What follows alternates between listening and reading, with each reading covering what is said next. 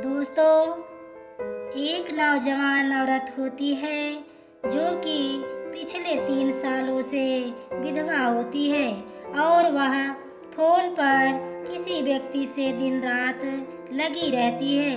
दोस्तों, एक दिन की बात है, उसके मोबाइल पर फोन आता है और जो फोन किया होता है वह शख्स बोलता है, हेलो मेरी विधवा रानी, तुम कैसी हो। इतने में यह औरत सुनक कर बोलती है, यार तुम ऐसा मत बोलो, तुम तो वह हर वो बात जानते हो जो हमारे साथ हुआ है। इतने में कॉल पर वह आदमी होता है। उसके बाद वह औरत कपड़े उतारती है और लाल साड़ी पहनती है, मांग में सिंदूर और गले में मंगलसूत्र पहनती है। वह इस प्रकार से एक नई नवेली दुल्हन की तरह अपने आप को सजा लेती है। उसके बाद वीडियो कॉल पर शुरू हो जाती है। उसको यह नहीं पता होता है कि उसके सारे कारतूतों को कोई देख रहा है। दोस्तों, आखिर वह औरत किससे बात करती है और वह शख्स कौन होता है, इस बात को जानने के लिए आप वीडियो पर अंत तक बने रहे। दोस्तों, यह कहानी गोंडा जिले की है। रामकरण नाम का एक व्यक्ति होता है जिसकी शादी उमा नाम की लड़की से हो जाती है। उनका हंसता खेलता परिवार होता है। रामकरण 3 भाई होते हैं और उनके पिताजी अपने तीनों बेटों की शादी कर देते हैं। कुछ दिन तक उनके परिवार बहुत अच्छे से जीवन गुजार रहा होता है, लेकिन कुछ समय के बाद उस परिवार में कलह क्लेश शुरू हो जाता है। एक दिन उमा नाम की औरत दौड़ते हुए पुलिस थाने पहुंच जाती है। वहां पर रो रो करके गुहार लगाती है, मेरे घर वाले ने मेरे हस्बैंड को मार डाला है और उनके लाश को ना जाने कहाँ छुपा दिया है। कोई हमारी मदद करे, हमारा हेल्प करे। इस प्रकार वह चिल्लाती है। जब पुलिस अध्यक्ष वहाँ की इन बातों को सुनते हैं तो कहते हैं, चिल्लाओ मत, क्या बात है, उसको शांति पूर्वक बताओ। वह औरत से बोलते हैं ताकि हम उचित कार्रवाई कर सके, एक्शन ले। तब वह औरत बताती है कि आए दिन मेरे पति से मेरे घर वालों से झगड़ा हो जाता था। मेरे पति लड़ाई झगड़े के बाद वह दिखाई नहीं दे रहे हैं। मैं उन्हें ढूंढ ढूंढ कर परेशान हो गई हूँ। मुझे लगता है इन सबों ने मिलकर उनका मर्डर कर डाला है। इस बात को संज्ञान लेते हुए पुलिस अध्यक्ष जी उस औरत से बयान लेते हुए एफआईआर दर्ज कर लेते हैं। रामकरण के दोनों भाइयों को, संजय और राहुल को, पुलिस गिरफ्तार कर लेती है और पूछताछ शुरू कर देते हैं। इस पर दोनों भाइयों ने और उसके पिता ने पुलिस को जवाब दिया कि हम लोगों ने ऐसा कुछ नहीं किया है, बल्कि हम लोग अपने भाई को ढूंढने में लगे हुए हैं।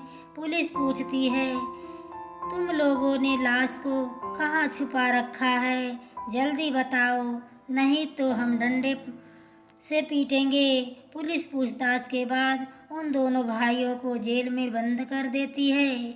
उन दोनों भाइयों की पत्नियां जब जेल में अपने पतियों से मिलने के लिए जाती तो उनसे यह पूछती कि आखिर आप लोगों ने ऐसा काम क्यों किया है, अगर किया हो तो पुलिस को बता दीजिए और लाश को आखिर में कहाँ छुपा दिया है। इस पर दोनों भाई बोलते हैं, तुम लोगों ने भी हमारा विश्वास नहीं कर रही हो, हमने ऐसा कुछ नहीं किया है, बल्कि हम यह जानने की कोशिश कर रहे हैं कि हमारा भाई कहाँ चला गया है।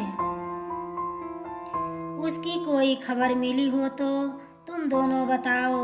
उन दोनों भाइयों की पत्नियां बोलती हैं कि आखिर तुम लोगों ने कहीं लाश को छुपाए हो तो पुलिस को बता दो। इस पर संजय बोलता है कि अगर हमने ऐसा किया होता तो पहले हम तुम दोनों से बातें करते, तुम लोगों को जानकारी देते। हम निर्दोष हैं, हमारा विश्वास करो, हम ऐसा नहीं कर सकते। फिर उनकी पत्नी बोलती है कि आखिर में उमा को कोई फर्क नहीं पड़ रहा है, उसका पति नहीं है, तब भी वह खुशहाल दिखती है। वह तो फोन पर किसी से बातें करती है और वह काफी खुश रहती है। आखिर वह शख्स कौन है जिससे वह बातें करती है? इस पर संजय और राहुल अपनी पत्नियों से कहते हैं कि तुम एक औरत हो और उसके हर एक काम पर नज़र रखो, देखो कि आखिर वह किससे बात करती है। और दिन में वह तो विधवा बनी रहती है। एक रात मैं बहुत देर तक किसी आदमी से बातें करते सुन रही थी। इसका पता करती रहती है, इसका पता करो, आखिर वह आदमी कौन है। उमा यह सब पता नहीं होता है कि उसकी हर करतूतों पर कोई नज़र रख रहा है। और उधर इन दोनों देवरानी और जेठानी उस पर पूरी तरीके से नज़र रखी हुई थी। जैसे ही रात में फ़ोन आता है और उमा तुरंत सुहागन का रूप बना लेती है। मांग में सिंदूर और गले में मंगलसूत्र, एकदम नई नवेली दुल्हन की तरह सज संवर कर फोन पर लग जाती है। यह सब देखकर उन दोनों औरतें दंग रह जाती हैं और जब वे दोनों अपने पति से मिलने जेल जाती हैं तो इन सारी घटनाओं को अपने पति से बता देती हैं। उनके पति बोलते हैं, कोशिश करो कि आखिर वह आदमी कौन था। एक दिन देवरानी और जेठानी दोनों पुलिस से मिलती हैं और यह बताती हैं कि मेरे पति निर्दोष है, उनको छोड़ दीजिए साहब। यह औरत आखिर में किस आदमी से रात में फोन पर लगी रहती है और उसका पति अगर मर गया है तो फिर उसका चेहरा दुखी क्यों नहीं रहता साहब? पता कीजिए आखिर वह शख्स कौन है जिससे वह फोन पर लगी रहती है। एक दिन हमने देखा कि उसने एकदम नई नवेली दुल्हन की तरह सज धज कर फोन में बातें कर रही थी। आखिर वह क्या मैटर है, इन सब को आप जानने की कोशिश कीजिए। पुलिस उमा को थाने पर बुलाती है। उमा से पूछताछ होती है, आखिर तुम रात में किससे बात करती हो? इस पर उमा कहती है कि साहब, मेरे ऊपर लांछन लगाया जा रहा है, मैं किससे बात करती हूँ साहब? यह सब झूठ बोल रही हैं, मैंने तो किसी से बात नहीं किया है। इस पार दोनों भाइयों की पत्नियाँ, साहब हम लोग झूठ नहीं बोल रहे हैं, यह किसी से बात करती है, अगर जांच करवाइए। पुलिस उस औरत की मासूमियत को देखकर उसके ऊपर विश्वास नहीं करता है, आखिर वह ऐसा नहीं कर सकती। दोनों भाइयों की पत्नियां बोलती हैं, साहब आपको विश्वास नहीं हो रहा है तो आप जांच करवा लीजिए, पता चल जाएगा। तब वहाँ की पुलिस अध्यक्ष जी एसपी से बात करते हैं। एसपी जी बोलते हैं, इसकी कॉल डिटेल निकलवाई जाए, तब पता चल जाएगा आखिर क्या बात है। इस पर वह उसकी कॉल डिटेल निकाली जाती है तो कॉल डिटेल में पता चलता है कि उस फ़ोन पर उमा होती है, गुजरात के किसी एक आदमी से बात करती है। कॉल गुजरात की पुलिस का सहयोग मिलता है, पता चलता है कि रामकरण ही है जो फ़ोन पर बातें करता था। यह सब देखकर पुलिस चौंक जाती है, फिर उसको गिरफ्तार करके यूपी ले आती है। उस गांव के लोग ऐसा देखकर दांतों तले उंगली दबा लेते हैं और पुलिस उन दोनों से पूछताछ करती है तो कहती है कि आखिर तुम लोगों ने इतना बड़ा षड्यंत्र कैसे रच लिया? आखिर जिंदा आदमी को मर्डर केस में अपने परिवार वालों को जेल करवा दिया। तब